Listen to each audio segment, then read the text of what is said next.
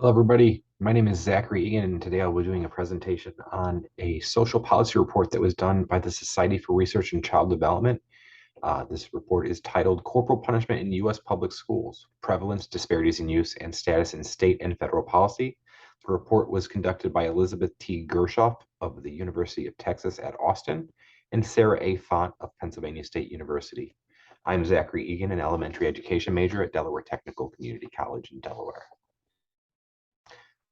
To start, this U.S. Supreme Court in 1977 ruled in Ingram versus Wright that corporal punishment is indeed constitutional and is something that will be decided at a state level. Either before or since that time, 31 states and the District of Columbia, as well as most international organizations, have actually banned the practice of corporal punishment. The legal argument used is in loco parentis, which simply means that while a child is at school, the teacher is acting in the role of the parent, and therefore the parent is signing over disciplinary role to that teacher. 163,333 children were subject to corporal punishment based on data from the 2011-2012 school year. This data does not show whether they were punished multiple times, and data from the students does say that they were punished multiple times. One of the strangest things about corporal punishment is, despite the fact that the United States does collect data on corporal punishment through the Office of Civil Rights, that information then isn't transitioned to any reports. There are reports on disparities in discipline that could be civil rights violations as far as expulsion and detention and other school disciplines, but for some reason, corporal punishment is not included in those reports, despite still being used in public schools. Perhaps unsurprisingly, male students are 4 times more likely than a female student to be corporally punished. Now, while male students do commit offenses at about twice the rates of females, they're punished with corporal punishment 4 times the rate of female students, which does show a disparity in treatment. Next is disparity by race. In Alabama and Mississippi, which are the 2 states in which the largest percentage of students are actually subject to corporal punishment. 51% of the students in these 2 states are actually in districts that do allow corporal punishment, the most per capita based on students of any of the other states. 51% more likely Black students are than white students to be subject to corporal punishment.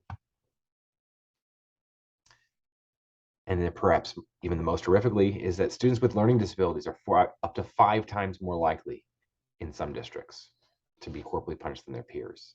But in general, across all districts, there was a trend for them to be more likely than not. And data shows that despite it being illegal for children with disabilities to be punished corporally for those disabilities, students do report regularly that they are being punished for results of their actual disability. So where can you corporally punish people? Because you can't do it in the U.S. military, you can't do it in U.S. prisons, you can't do it in child care centers before kids get to school, you can't do it in residential treatment centers or nursing homes. If a student gets kicked out of school for behavior issues and they're sent to a juvenile detention facility, they can't be corporally punished there. But in 19 states, there are districts that still allow corporal punishment. 34 prominent organizations have publicly opposed corporal punishment, including the United Nations, which actually considers corporal punishment a violation of human rights. The American Academy of Child and Adolescent Psychiatry, the American Academy of Family Physicians, Human Rights Watch, the Council for Exceptional Children, National Education Association, the National Association of State Departments of Education, and the list goes on and on of organizations that do not support the use of corporal punishment in public schools. So how do we change this? It can be changed by state legislation. That's how it's been done historically, based on the previous Supreme Court decision. It is a decision that could be reviewed again by the Supreme Court. And there could be federal legislation, although there has been proposed federal legislation that has died in committee many, many times over the last 20 years. The fear is that since there is a concentration in certain states generally in the South, that maybe it does need to be a federal or a state Supreme Court issue that does eventually change this for those last students that are seemingly unfairly being subject to corporal punishment. The best thing you can do is be aware and advocate for the data to be reported so that more people are aware of it, since it is being collected. Things to consider. Where do you think the final decision on the use of corporal punishment should be made? Do you believe it should be made by the schools? Do you believe it should be up to the parents? Uh, do you believe it should be some combination of both, or do you believe it is like the United Nations that it shouldn't be allowed at all?